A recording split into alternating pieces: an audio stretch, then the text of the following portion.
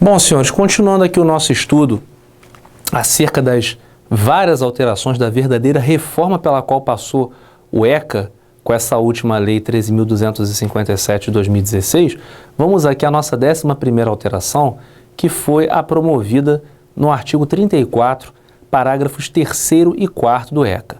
O parágrafo 3º do ECA passa a ostentar a seguinte redação: a União apoiará a implementação de serviços de acolhimento em família acolhedora como política pública, os quais deverão dispor de equipe que organize o acolhimento temporário de crianças e de adolescentes em residências de famílias selecionadas, capacitadas e acompanhadas que não estejam no cadastro de adoção.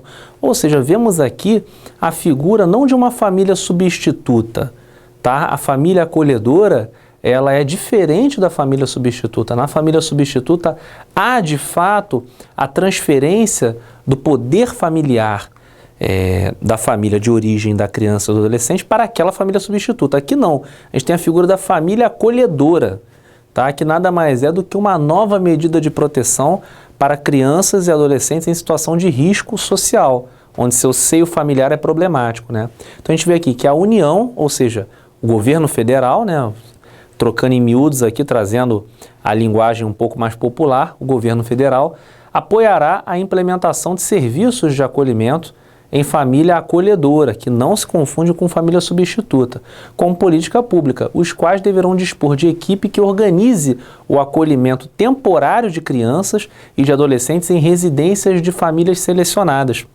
capacitadas e acompanhadas que não estejam no cadastro de adoção.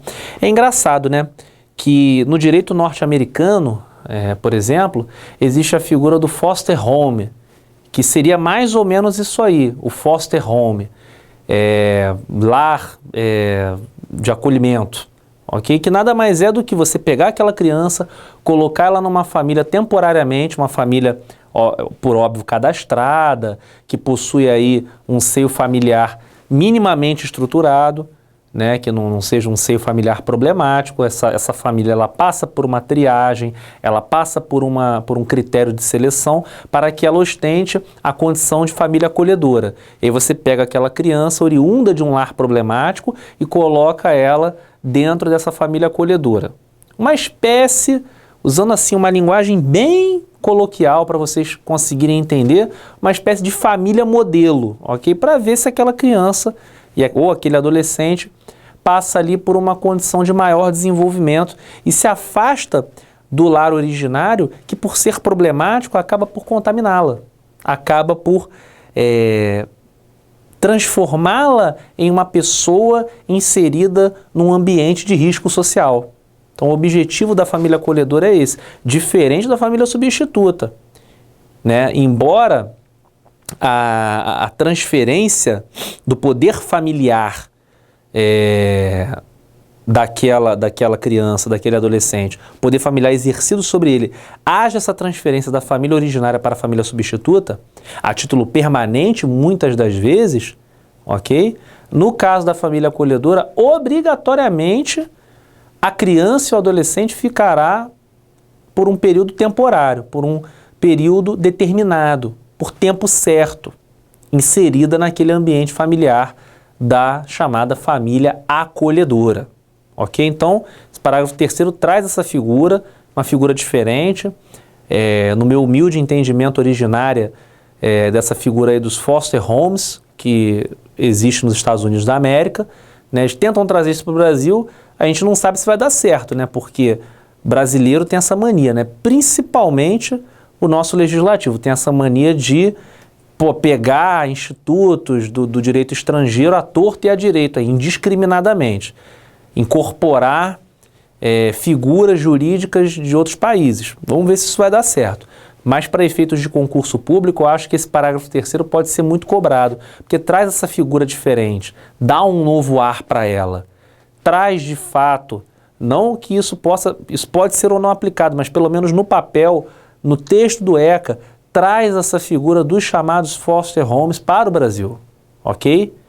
Parágrafo 3º do ECA, família acolhedora, que é diferente de família substituta. Estamos juntos? Então vamos lá. Parágrafo 4º do artigo 34 também alterado, do ECA. Poderão ser utilizados recursos federais, estaduais, distritais e municipais para a manutenção dos serviços de acolhimento em família acolhedora, facultando-se o repasse de recursos para a própria família acolhedora. Ok? Então a gente vê novamente, né, o parágrafo 4º incentivando a formação e o desenvolvimento desse instituto no direito brasileiro, do Instituto da Família Acolhedora, ok? Vai ser feito um cadastro e essa família receberá, né, recursos, grana, dinheiro para cuidar dessas crianças, desses adolescentes em situação problemática. Principalmente, né, e aí por ser um grupo super vulnerável, acredito que seja o mais afetado por esses parágrafos 3º e 4º, principalmente os indivíduos da primeira infância. Ou seja, você vai pegar aquele bebezinho, vai pegar aquela criança até 6 anos de idade que está num lar problemático e vai colocar ela numa, entre aspas, família modelo, num lar que irá acolhê-la, irá acolher aquela criança, aquele indivíduo em estágio de primeira infância, ok? Que é a figura da família acolhedora.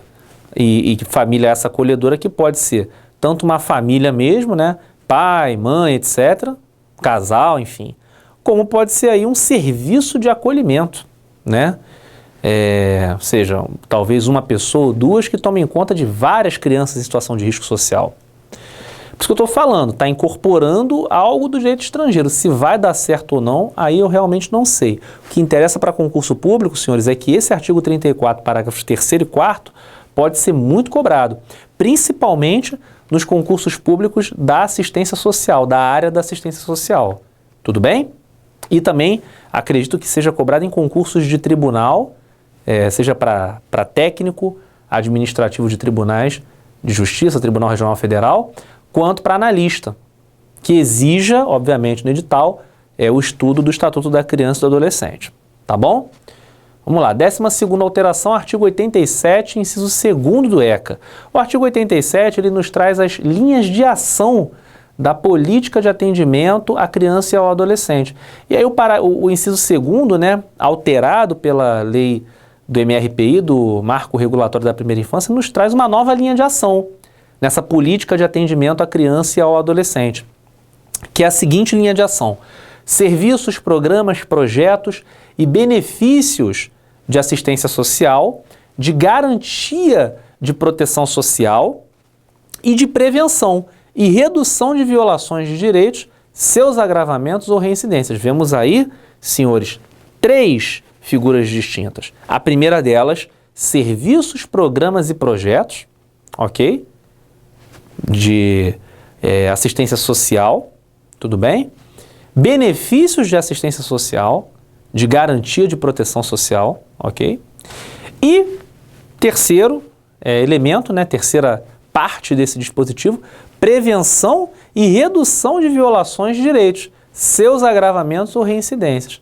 Ou seja, é um dispositivo muito denso, recomendo uma leitura atenta, não apenas do inciso 2º, mas de todo o artigo 87, que trata das linhas de ação da política de atendimento à criança e ao adolescente, linhas de ação essas que não se confundem com as diretrizes da política de atendimento à criança e ao adolescente. Isso é muito importante, senhores, porque essa mera troca de palavras, linhas de ação, diretrizes, é o que diferencia o indivíduo que vai gabaritar a prova de ECA e que vai zerar a prova de ECA ou que vai errar essa questão lá de Estatuto da Criança e do Adolescente, ok?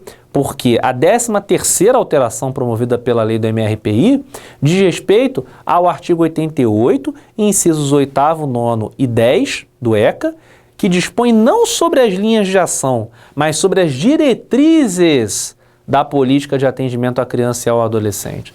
Pô, professor, mas qual é a diferença entre linhas de ação e diretrizes? As linhas de ação é o que vai ser executado. As diretrizes é o que se planeja.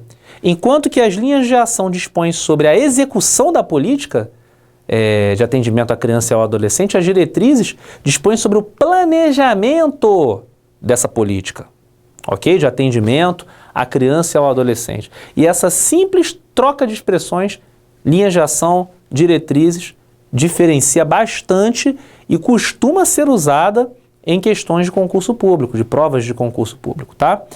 Então vamos aqui, para finalizar o nosso bloco, a esses incisos 8º, 9º e 10 do artigo 88 do ECA, atualizado, revisado, reformado pela Lei 13.257. O artigo 88, inciso 8º, nos diz o seguinte: qual é a diretriz da política de atendimento à criança e ao adolescente? Especialização e formação continuada dos profissionais que trabalham nas diferentes áreas de atenção à primeira infância, incluindo os conhecimentos sobre direitos da criança e sobre desenvolvimento infantil. Novamente, vemos aí a atenção conferida à primeira infância, tá? No caso aí, no inciso 8º do artigo 88, uma nova diretriz, a política de atendimento à criança e ao adolescente, prevista no ECA.